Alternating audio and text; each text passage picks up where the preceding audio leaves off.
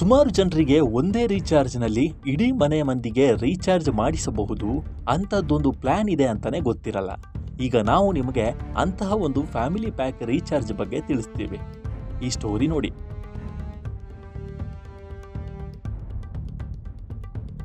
ಸಾಮಾನ್ಯವಾಗಿ ನಾವು ಪ್ರತಿ ತಿಂಗಳು ಮೊಬೈಲ್ ರೀಚಾರ್ಜ್ ಮಾಡ್ತೀವಿ.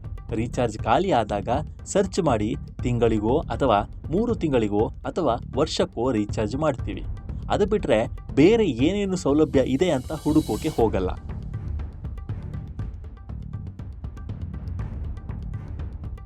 ಸುಮಾರು ಜನರಿಗೆ ಒಂದೇ ರೀಚಾರ್ಜ್ನಲ್ಲಿ ಇಡೀ ಮನೆ ಮಂದಿಗೆ ರೀಚಾರ್ಜ್ ಮಾಡಿಸಬಹುದು ಅಂಥದ್ದೊಂದು ಪ್ಲಾನ್ ಇದೆ ಅಂತಾನೆ ಗೊತ್ತಿರಲ್ಲ.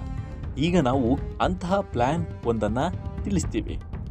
ಈ ಹೊಸ ಫ್ಯಾಮಿಲಿ ಪ್ಯಾಕ್ ರೀಚಾರ್ಜ್ನಿಂದ ನೀವು ಒಂದೇ ಮನೆಯ 4 ಸದಸ್ಯರಿಗೆ ಪ್ರತ್ಯೇಕವಾಗಿ ರೀಚಾರ್ಜ್ ಮಾಡಿ ಪ್ರತಿ ತಿಂಗಳು 1500 ರಿಂದ 2000 ರೂಪಾಯಿ ಖರ್ಚು ಮಾಡೋದನ್ನು ನಿಲ್ಲಿಸಬಹುದು. ಜಿಯೋದ ಅತ್ಯಂತ ಜನಪ್ರಿಯ ಕುಟುಂಬ ಯೋಜನೆ 449 ರೂಪಾಯಿಯಿಂದ ಪ್ರಾರಂಭ ಆಗುತ್ತೆ. ಇದು ಮೈನ್ ಸಿಮ್ನಲ್ಲಿ 75 GB ಡಾಟಾ, ಅನಿಯಮಿತ ಧ್ವನಿ ಕರೆ ಮತ್ತು ದಿನಕ್ಕೆ 100 SMS ನೀಡುತ್ತೆ. ಈ ರೀಚಾರ್ಜ್ ಮಾಡೋದ್ರಿಂದ ನೀವು ತಲಾ 150 ರೂಪಾಯಿಗೆ 3 ಹೆಚ್ಚುವರಿ ಸಿಮ್ಗಳನ್ನು ಸೇರಿಸಬಹುದು. 4 ಜನರಿರುವ ಕುಟುಂಬಕ್ಕೆ ಕೇವಲ 899 ರೂಪಾಯಿಗಳಿಗೆ ರೀಚಾರ್ಜ್ ಮಾಡಿಸಬಹುದು. ಅದು ಪ್ರತಿ ವ್ಯಕ್ತಿಗೆ ಕೇವಲ 225 ರೂಪಾಯಿ ಖರ್ಚಾಗುತ್ತೆ. ಡೇಟಾ ಹಂಚಿಕೆಯೂ ಲಭ್ಯವಿದೆ. ಯಾವುದೇ ಸದಸ್ಯರಿಗೆ ಹೆಚ್ಚಿನ ಡೇಟಾ ಬಳಸಲು ಅವಕಾಶ ನೀಡುತ್ತೆ.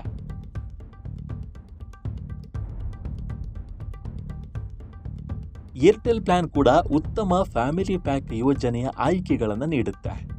699 ರೂಪಾಯಿ ರೀಚಾರ್ಜ್ ಯೋಜನೆ 2 ಸಂಪರ್ಕಗಳನ್ನು ನೀಡುತ್ತೆ. ಅನಿಯಮಿತ 4G 5G ಡಾಟಾ, ಅನಿಯಮಿತ ಕರೆ ಮತ್ತು ದಿನಕ್ಕೆ 100 SMS. ಇದು ಅಮೆಜಾನ್ ಪ್ರೈಮ್ ಮತ್ತು ಜಿಯೋ ಹಾಟ್ಸ್ಟಾರ್ನಂತಹ OTT ಚಂದಾದಾರಿಕೆಯನ್ನು ಸಹ ಒಳಗೊಂಡಿದೆ.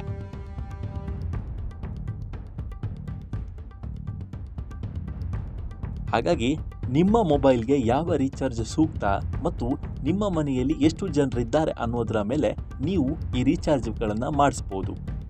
ಜೊತೆಗೆ ಈ ರೀಚಾರ್ಜ್ ಪ್ಲಾನ್ಗಳನ್ನು ಇಡೀ ಕುಟುಂಬಕ್ಕೆ ಮಾಡಿಸೋದ್ರಿಂದ ನಿಮ್ಮ ತಿಂಗಳ ಆದಾಯದಲ್ಲಿ ಒಂದಷ್ಟು ಉಳಿತಾಯ ಕೂಡ ಆಗುತ್ತೆ. ಈ ಹೊಸ ರೀಚಾರ್ಜ್ ಪ್ಲಾನ್ಗಳ ಬಗ್ಗೆ ನಿಮ್ಮ ಅನಿಸಿಕೆ ಏನು ಮತ್ತು ಜಿಯೋ ಮತ್ತು ಏರ್ಟೆಲ್ ಪ್ಲಾನ್ಗಳ ಪೈಕಿ ಯಾವ ಪ್ಲಾನ್ಗಳು ಅತ್ಯಂತ ಕಡಿಮೆ ದರದಲ್ಲಿ ಸಿಗುತ್ತೆ ಮತ್ತು ನೆಟ್ವರ್ಕ್ನಲ್ಲಿ ಯಾವುದು ಬೆಸ್ಟ್ ಅನ್ನೋದನ್ನ ನಿಮ್ಮ ಅಭಿಪ್ರಾಯವನ್ನು ತಿಳಿಸಿ. ಜೊತೆಗೆ ನಮ್ಮ ಈ ವಿಡಿಯೋ ಇಷ್ಟ ಆಗಿದ್ರೆ ಲೈಕ್ ಮಾಡಿ, ಶೇರ್ ಮಾಡಿ ಮತ್ತು ನಮ್ಮ ಚಾನಲನ್ನು ಮರೆಯದೆ ಸಬ್ಸ್ಕ್ರೈಬ್ ಮಾಡಿ. ಧನ್ಯವಾದಗಳು.